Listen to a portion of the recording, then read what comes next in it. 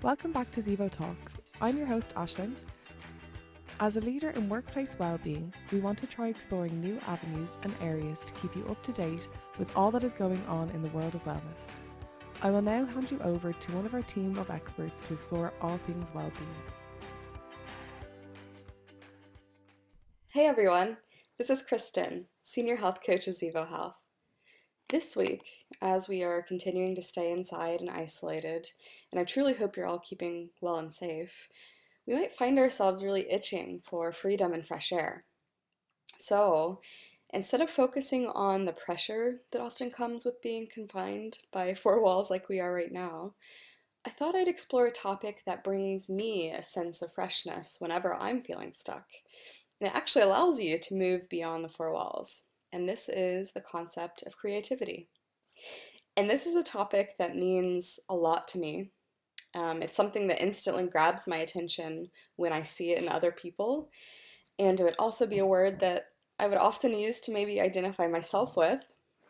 And while there's many ways that we might try to approach the topic of creativity, I specifically wanted to explore an open-ended question that I have wondered about creativity for as long as I can remember, which is creativity a verb or a noun? Or more simply, is creativity something you do or something you are? And this is a question that I've held many a debate around, and I'm not so sure about my stance, so I thought maybe we could try to explore both of these possibilities together. So I'm going to go ahead and put my investigator goggles on and consider a few scenarios. So I'm first going to start with the noun assumption that you are creative. Creative is something that you are. And you might have even been told that you're a creative person. And from a nature perspective, that's correct.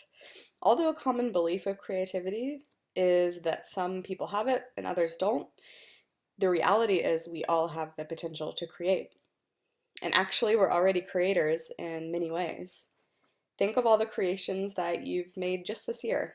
A new business plan, a new pasta dish, and possibly, for those overachievers out there, a new human being. And that's kind of the ultimate form of creating, isn't it?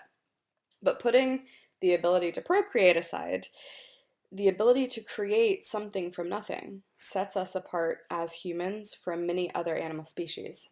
For instance, we can create complex emotional and thought responses around something as simple as a word like love. And for sure, we're the only earthling creatures that are capable of producing a smartphone currently. But are we actually exclusive in our creative displays? No. In fact, dozens of animal species are thought to be innovative in their ability to initiate and complete tasks. Chimpanzees, elephants, even crows are known for using tools to acquire hard-to-reach foods, tricking prey, or completing other interesting activities. Even painting an identifiable picture if given the proper painting supplies. But using tools, is that really what defines creativity? Maybe there's another aspect of creativity that hasn't been considered yet. Okay, then let's take a different approach now. Instead of looking at the nature aspect of creativity, let's turn towards the nurture side of the debate and see how our nurtured environments might be responsible, in part or fully, for our creative potential. So nurture, which basically means the environment that makes us who we are, like our family, our peer groups, and our society, is that where creativity comes from? Wait, you might be saying in your mind, wait, if creativity is something that comes from a person, then how can it be generated or activated by an environment? How do those two relate? Well, an opposing theorist might argue that humans are not as innovative as they think. We're extremely impressionable beings, and we're constantly being primed, conditioned, and inspired by our environments. And many scientists might debate that even when it comes to new ideas, we can't be entirely sure that these great ideas are coming just from us. And when it comes to unleashing creativity, a nurturist might posit that what we create is just a byproduct of what we're surrounded by, and that we shouldn't wait for novel ideas before we start creating something because novel ideas don't really exist. They would insist that all ideas are recycled in a way, no matter how much one would like to believe that their ideas are coming simply or solely from their singular mind.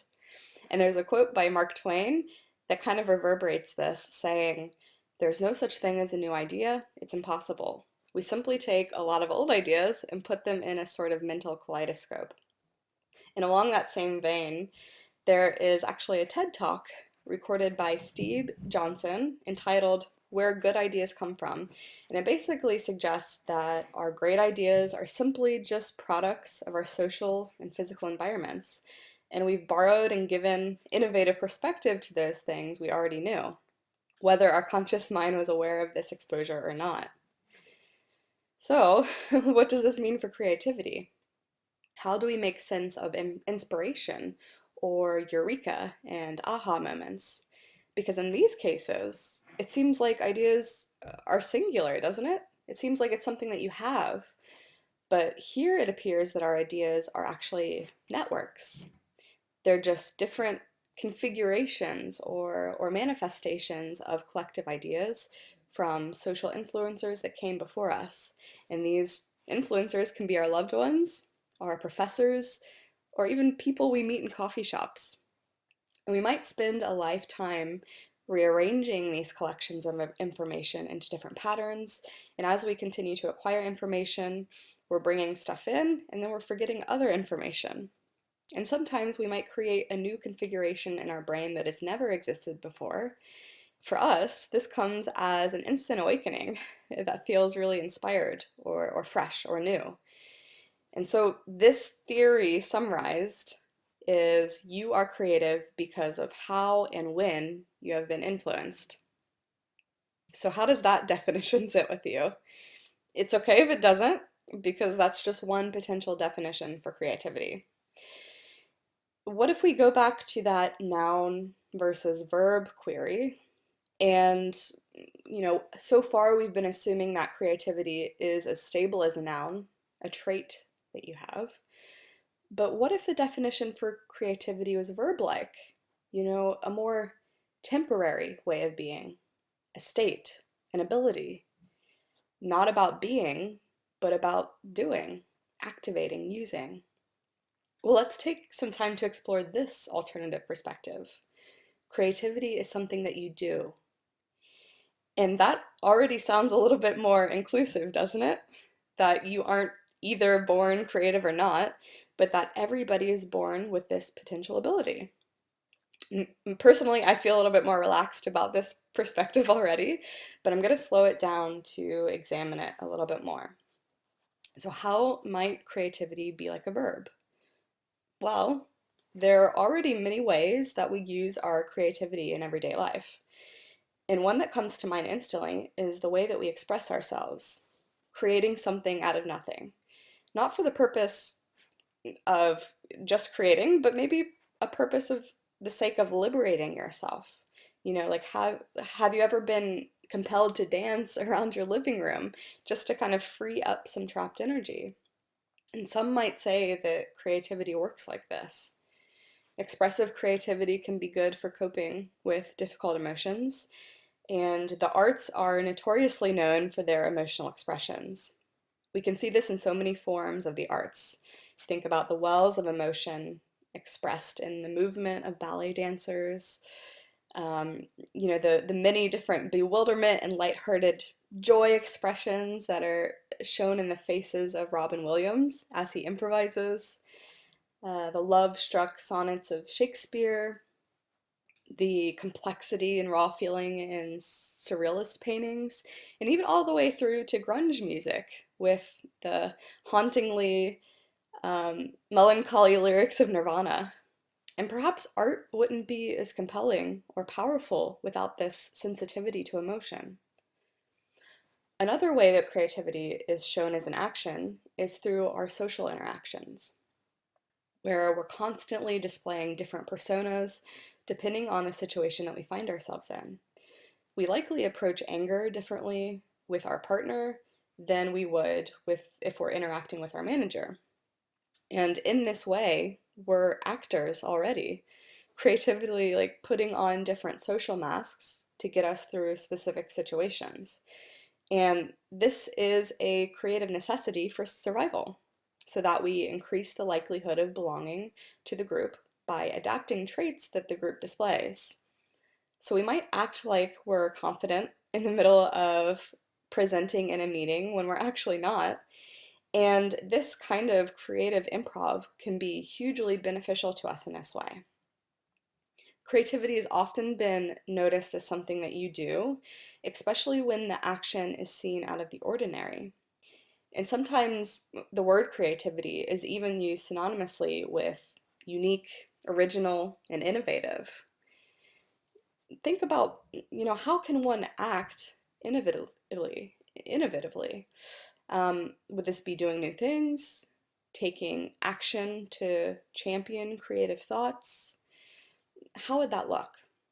And there's an organizational psychologist, Adam Grant, who believes that we need to consider the idea of procrastination to better understand the habits of innovators. One might assume that chronic procrastination only sparks action out of necessity rather than innovation, but Grant's research around this topic has led to an interesting finding, which is individuals who often rush in to do things early, who he calls precrastinators, they actually don't display the same creative tendencies in their work than moderate procrastinators display. And he suggests that there seems to be this sweet spot between procrastination and chronic procrastination where original and innovative action takes place. So he displays it, or he describes it as it's where the task is kind of active in the back of the individual's mind, and it's incubating rather than being acted upon in the moment. And perhaps this period of moderate procrastination can give the individual the space needed to think non-linearly, unexpectedly, opening up to more possibilities. So let's just stew on that for a second. It's pretty interesting, when we think about the space that can be leading us to creativity. When we allow space, we open ourselves up for new possibilities. And this really begs the question, is time and open space essential for igniting creativity?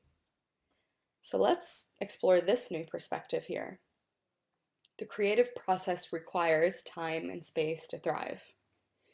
And that might suggest that the opposite is true, that strict bounds, time restraints, and compromises, they might actually inhibit the creative process, at least in some way.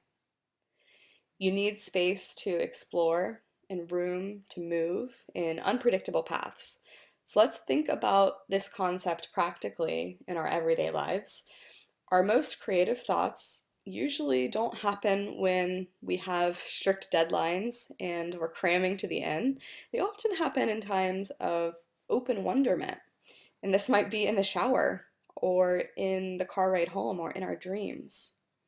And then in the times that we're forced into producing something, during interviews, during publication-based findings, these might be the moments where it feels like our creative brain is stifled. When we define, we limit. Our nervous system always reacts to limits, and this has been happening since the dawn of humanity with the fight, flight, and freeze response.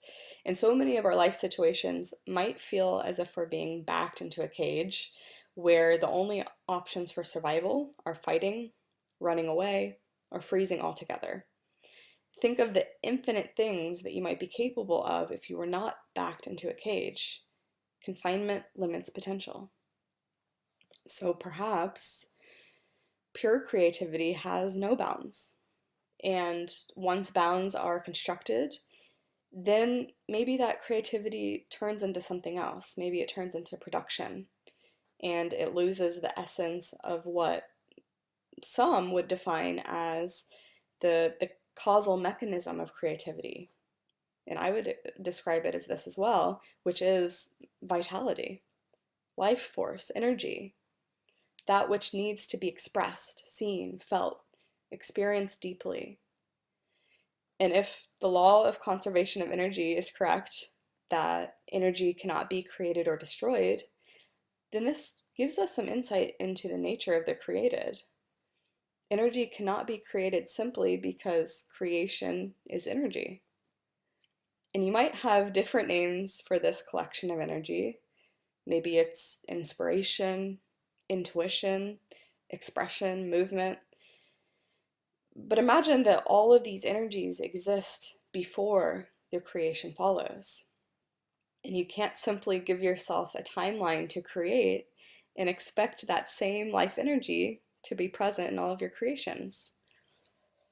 And well, of course, aside from procreation, but even here, kind of the whole fertility process is somehow still seems more successful when it is unexpected rather than when it's forcefully planned, at least on some testimonials I've heard, but I digress.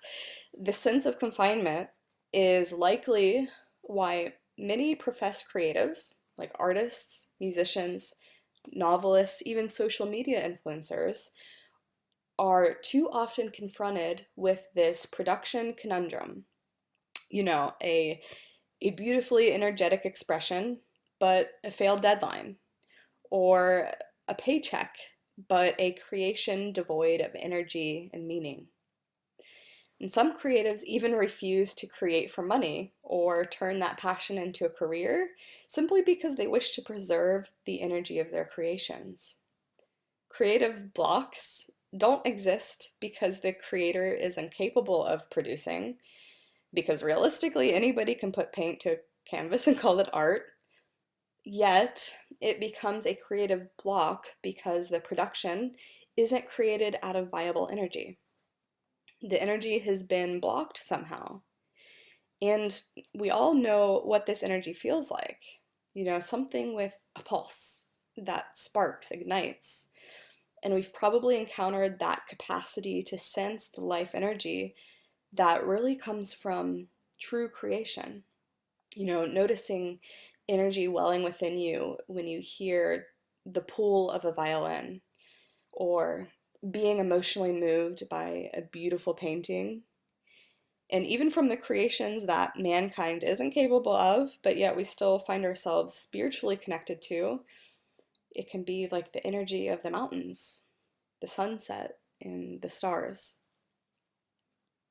How wonderful is it to realize that when we create from this energy, we connect.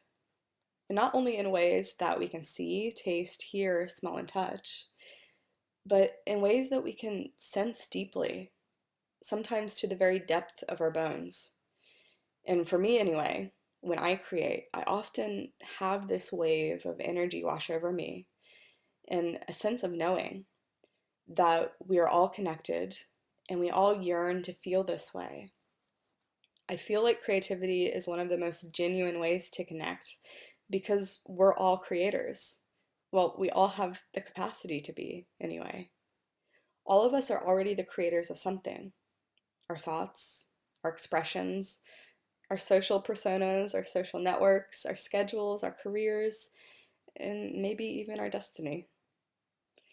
So, yeah, there I claim it. You are creative. You are already both the verb and the noun.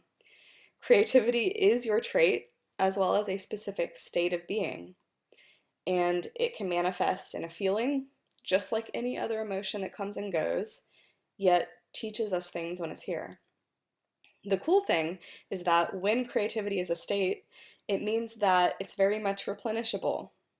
The spring of inspiration and innovation will never run dry, no matter how uncreative you feel on a particular day. And those energies will always be available in another time and space to access, but perhaps it's more about developing the receptivity to notice when they're here. So how can you learn to be more receptive to creative energy? Someone might be able to develop a whole other podcast on these tips, but from personal experience, Here are a few simple things that I do to build receptivity. The first being, allow a pause. Give yourself space, don't be pressed for time, and really hold or try to hold this space for the sake of being rather than the sake of doing. And that's it. The second, be curious. See where your attention is naturally drawn to when it's not primed with something else. Tuning into the present moment, being curious about even the act of pausing and being curious about the flow of attention, what comes into awareness and when. Creativity flows like water when we're children, but as we age, we allow judgments and expectations to kind of take the full attention from us. But when we're curious, we are more receptive and open to what we can't see rather than when we go into a situation looking for something. So if you can go into the pause with zero expectations, it might be helping you in that way. Expect nothing, but be open to anything. Third, let what arises move through expression. So this is, allowing for that creativity, that curiosity to be generated, and then getting those big thoughts, feelings, and ideas and putting them into something. Maybe for you, it's putting them into paper, like writing. Maybe it's putting them into performance, like music, dance, and acting. Maybe it's putting it into beauty, like fashion, art, and photography. Maybe it's some consumable product, like architecture or advertisement. Or maybe it's even a service that you can do for others. And then the rest, tips 4 through infinity, would be setting up your environment, surrounding yourself by people that value creativity, and extracting the meaning from all of that as well. And all of that is really up to you. It's the part of your unique journey. Even the uncomfortable feelings that can be attached to creativity, like the resistance to share your own creative ideas with others, the fear of vulnerability and failing, even those are all part of the journey.